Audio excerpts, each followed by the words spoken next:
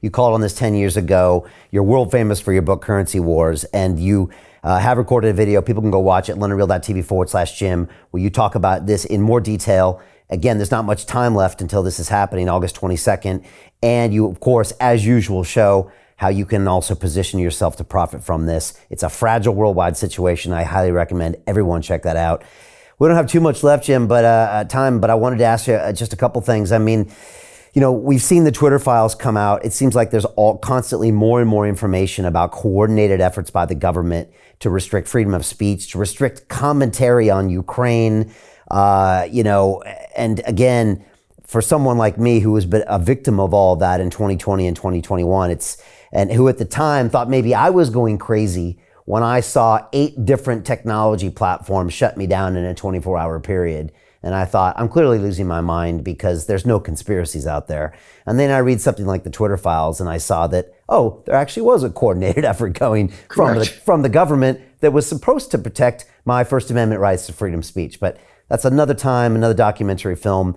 What do you see going on here? And has it been resolved at all? Has it even been addressed by the mainstream media or by Washington?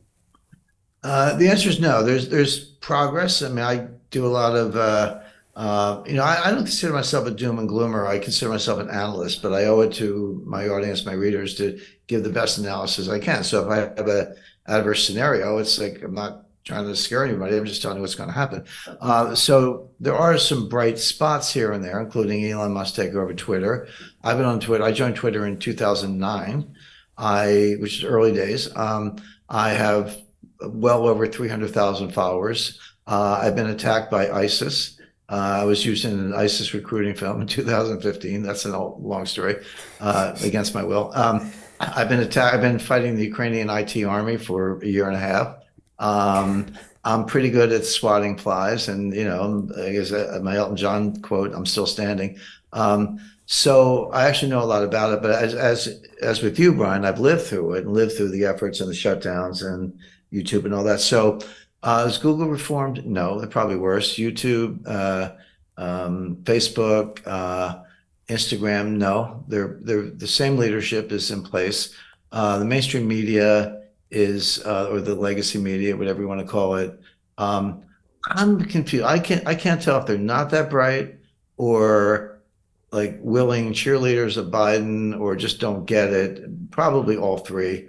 I tell people, if you want to know what's going on in Ukraine, do not read the New York Times, do not read the Washington Post, do not read the Economist, do not read the FT. They're all lying. And I'll be blunt, they're lying, they're propagandists. It's hard to get good sourcing, but it's out there. You just have to kind of work hard at that. But what's come out of the Twitter files is that, okay, we sort of knew because we lived through it, and you did, and I did, and others did, but we sort of knew that the Biden administration behind the scenes and the CDC, Fauci, the fascist, and others were pulling all these strings, suppressing all these other voices who turned out to be right, by the way. They weren't just cranks. Like, oh, they actually got it right, so you had to suppress them, etc.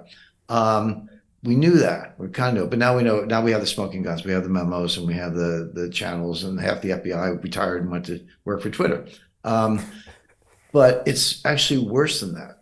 Because what we learned literally in just recent days, I don't know if this is big news in the UK yet, but that the FBI was putting the word through to Twitter to suppress voices at the direction of Ukraine.